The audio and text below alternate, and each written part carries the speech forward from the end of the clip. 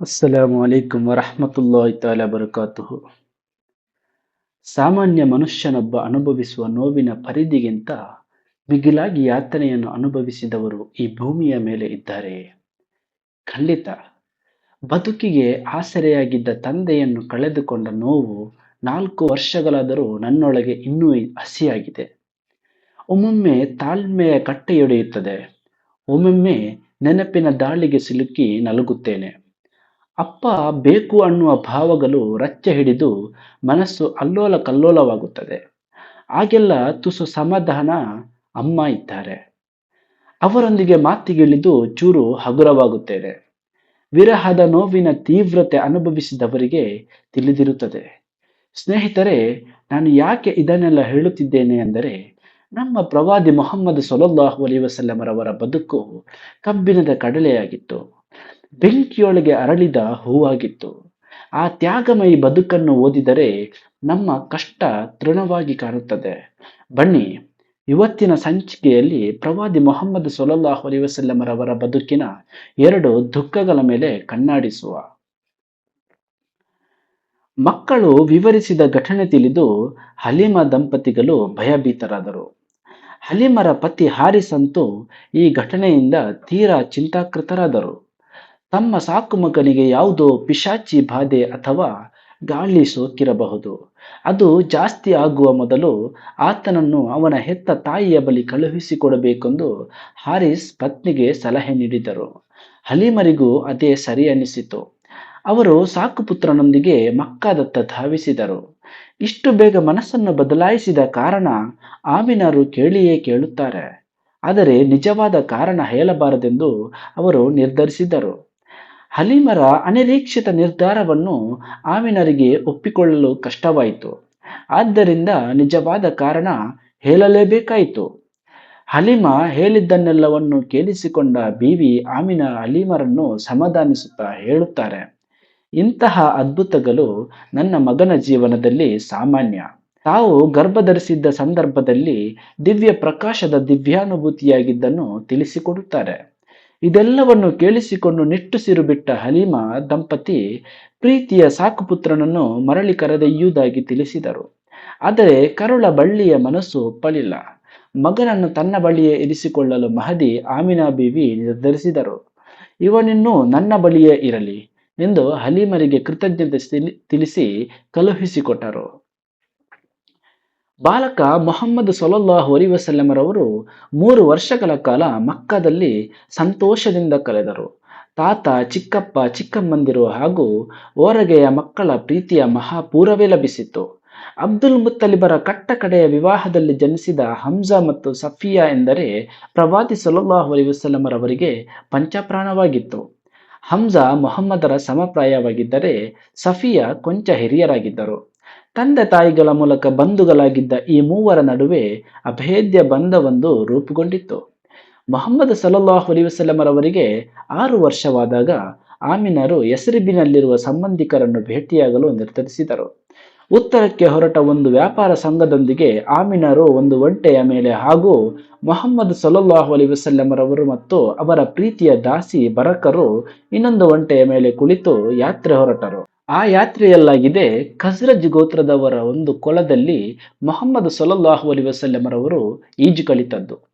ಅವರ ಮಕ್ಕಳು ತನಗೆ ಗಾಳಿಪಟ ಹಾರಿಸಲು ಕಲಿಸಿದ್ದನ್ನು ವರ್ಷಗಳ ಬಳಿಕ ಪ್ರವಾದಿಯವರು ನೆನಪಿಸಿಕೊಂಡಿದ್ದರು. ದಿನಗಳ ಕಾಲ ಯಸ್ರಿಬಿನಲ್ಲಿ ತಂಗಿ ಹಿಂದಿರುಗುವ ಹೊತ್ತು ದಾರಿ ಮಧ್ಯೆ ಬೀವಿ ಆಮಿನಾರ ಆರೋಗ್ಯದಲ್ಲಿ ಏರುಪೇರಾಗಿತ್ತು. ಒಂದು ಕಡೆ ತಂಗಿ ವಿಶ್ರಾಂತಿ ಪಡೆಯುವುದಷ್ಟೇ ಪರಿಹಾರವಾಗಿತ್ತು. ಯಸ್ರಿಬಿನ ಸಮೀಪದ ಅಬುವಾ ಎಂಬ ಸ್ಥಳಕ್ಕೆ ತಲುಪುವಷ್ಟರಲ್ಲಿ ಬೀವಿ ಆಮಿನಾ ರಲಿಯಲ್ಲಾಹು ಅನ್ಹರ ಸ್ಥಿತಿ ತೀರಾ ಶೋಚನೀಯವಾಗಿತ್ತು.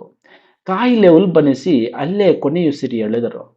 ಅಲ್ಲಿಗೆ ಮೊಹಮ್ಮದರ ಪಾಲಿಗಿದ್ದ ಏಕಮಾತ್ರ ಮಮತೆಯ ಮಡಿಲು ಇಲ್ಲವಾಯಿತು. ಆ ದಿನ ಮೊಹಮ್ಮದ್ ಸಲ್ಲಲ್ಲಾಹು ಅಲೈಹಿ ವಸಲ್ಲಮರವರಿಗೆ ಕೇವಲ 6 ವರ್ಷ ವಯಸ್ಸು.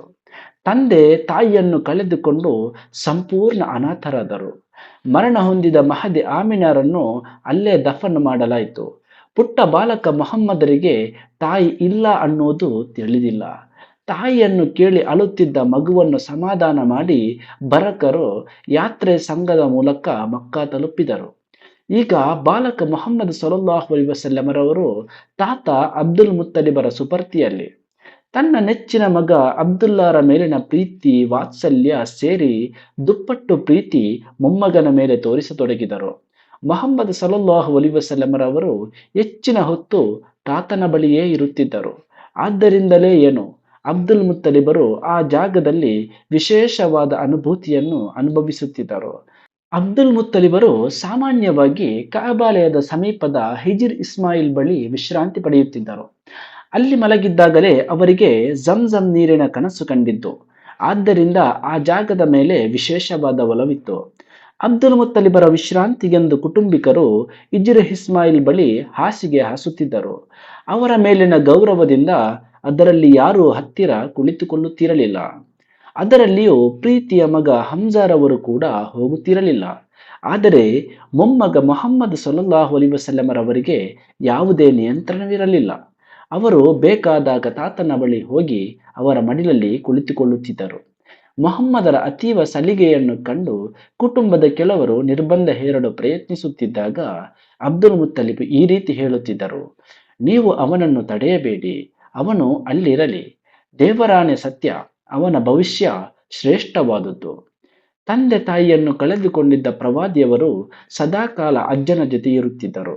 ಮೊಮ್ಮಗನ ಜೊತೆ ಕಳೆಯುವ ಪ್ರತಿಯೊಂದು ನಿಮಿಷಗಳು ಅಬ್ದುಲ್ ಮುತ್ತಲಿಬರನ್ನು ಸಂತುಷ್ಟಗೊಳಿಸುತ್ತಿತ್ತು. ಅದಕ್ಕಾಗಿ ಅಬ್ದುಲ್ ಮುತ್ತಲಿಬ್ ಮೊಮ್ಮಗ ಮೊಹಮ್ಮದ್ ಸಲ್ಲಲ್ಲಾಹು ಅಲೈಹಿ ವಸಲ್ಲಂ ಇಲ್ಲದೆ ಮನೆಯಿಂದ ಹೊರಗೆ ಇಳಿಯುತ್ತಿರಲಿಲ್ಲ. ತಾತ ಮೊಮ್ಮಗ ಕೈ ಹಿಡಿದು ಮಕ್ಕಾ ಪಟ್ಟಣವನ್ನು ಸುತ್ತುತ್ತಿದ್ದರು. ವಿಶೇಷವಾದ ಸಭೆಗಳು, ಗೋತ್ರಗಳ ಮುಖಂಡರ ಚರ್ಚಾಕೂಟಗಳಿಗೆ ಮೊಮ್ಮಗನನ್ನು ಕರೆದೊಯ್ಯುತ್ತಿದ್ದರು.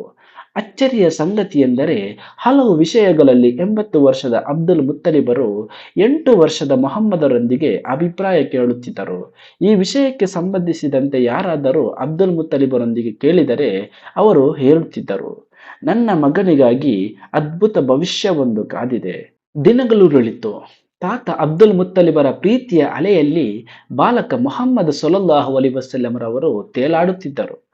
ತಾಯಿಯ ಮರಣ ಹೊಂದಿ 2 ವರ್ಷ ಕಳೆದಿದ್ದಷ್ಟೇ ಅನಾಥಭಾವ ಸುಳಿಯಲೂ ಬಿಡದಷ್ಟು ಪ್ರೀತಿ ತೋರುತ್ತಿದ್ದ ತನ್ನ ಸರ್ವಸ್ವವೂ ಆಗಿದ್ದ ತಾತ ಅಬ್ದುಲ್ ಮುತ್ತಲಿಬರನ್ನು ಕಳೆದುಕೊಳ್ಳುತ್ತಾರೆ. ತನ್ನ ಮರಣದ ಸಂದರ್ಭದಲ್ಲಿ ಮೊಮ್ಮಗನ ಸಂರಕ್ಷಣೆಯ ಜವಾಬ್ದಾರಿಯನ್ನು ಅಬೂ ತ್ವಾಲಿಬರ ಕೈಗೊಪ್ಪಿಸಿದ್ದರು. ತಾತನಿಂದ ದೊರಕುತ್ತಿದ್ದ ಅದೇ ಪ್ರೀತಿ ವಾತ್ಸಲ್ಯ ಚಿಕ್ಕಪ್ಪರಿಂದ ಬಾಲಕ ಮೊಹಮ್ಮದ್ ಸಲ್ಲಲ್ಲಾಹು ಅಲೈಹಿ ವಸಲ್ಲಮರಿಗೆ ಲಭಿಸತೊಡಗಿತು. ಅಬೂ ತ್ವಾಲಿಬ್ ಅಬ್ದುಲ್ಲಾರ ಪೂರ್ಣ ಸಹೋದರರಾಗಿದ್ದರು. ಮೊಹಮ್ಮದರನ್ನು ಅಬೂ ತ್ವಾಲಿಬ್ ಸ್ವಂತ ಮಕ್ಕಳಂತೆ ನೋಡಿಕೊಂಡರು. ಅವರ ಪತ್ನಿ ಫಾತಿಮಾರು ತಾಯಿ ಇಲ್ಲದ ತಬ್ಬಲಿ ಮೊಹಮ್ಮದರನ್ನು ಸದಾ ಎದೆಗವಚಿಕೊಂಡು ಸಾಕುತ್ತಿದ್ದರು. ಕೊಂಚವೂ ಕೊರತೆ ಉಂಟಾಗಬಾರದೆಂದು ವಾತ್ಸಲ್ಯದ ಸುದೆ ಹರಿಸುತ್ತಿದ್ದರು. ಫಾತಿಮಾರ ಮಾತ್ರ ಪ್ರೇಮವನ್ನು ಪ್ರವಾದಿಯವರು ತಮ್ಮ ಜೀವನದುದ್ದಕ್ಕೂ ಸ್ಮರಿಸುತ್ತಿದ್ದರು. ಸ್ವಂತ ಮಕ್ಕಳ ಹಸಿವನ್ನು ಲೆಕ್ಕಿಸದೆ ನನಗೆ ತುತ್ತು ತಿನ್ನಿಸಿದ ಅದ್ಭುತ ತಾಯಿ ಎಂದು ಸಂಗಾತಿಗಳ ಜೊತೆ ಹಂಚಿಕೊಳ್ಳುತ್ತಿದ್ದರು. ಅಬೂ ತ್ವಾಲಿಬರಂತೆ ಫಾತಿಮಾ ಕೂಡ ಹಾಶಿಮ್ ವಂಶಸ್ಥರಾಗಿದ್ದರು. ಅವರು ಹಾಶಿಮ್ ಪುತ್ರ ಅಸ್ಅದರ ವಂಶರಾಗಿದ್ದರು. ಅಸ್ಅದ್ ಅಬ್ದುಲ್ ಮುತ್ತಲಿಬರ ಮಲ ಸಹೋದರರಾಗಿದ್ದರು. ಅಸ್ಸಲಾಮು ಅಲೈಕುಂ ವರಹಮತುಲ್ಲಾಹಿ ತಆಲಾ ಬರಕಾತುಹು. ಇನ್ನು ಹೆಚ್ಚಿನ ಪ್ರವಾದಿ ಸಲ್ಲಲ್ಲಾಹು ಅಲೈಹಿ ವಸಲ್ಲಮರವರ ಜೀವನದ ಚರಿತ್ರೆಯನ್ನು ತಿಳಿಯಲು ನಮ್ಮ ಯೂಟ್ಯೂಬ್ ಚಾನಲ್ ಅನ್ನು ಸಬ್ಸ್ಕ್ರೈಬ್ ಮಾಡಿ. ನಿಮ್ಮ ಸ್ನೇಹಿತರಿಗೆ, ಕುಟುಂಬದವರಿಗೆ ಈ ವಿಡಿಯೋವನ್ನು ಆದಷ್ಟು ಶೇರ್ ಮಾಡಿ. ಪ್ರವಾದಿ ಸಲ್ಲಲ್ಲಾಹು ಅಲೈಹಿ ವಸಲ್ಲಮರವರ ಬದುಕಿನ ಸಣ್ಣ ಕಿರುನೋಟವನ್ನು ಕಲಿಯಲು ನಮಗೆಲ್ಲರಿಗೂ ಅಲ್ಲಾಹನು ಭಾಗ್ಯವನ್ನು ಕರುಣಿಸಲಿ. ಆಮೀನ್.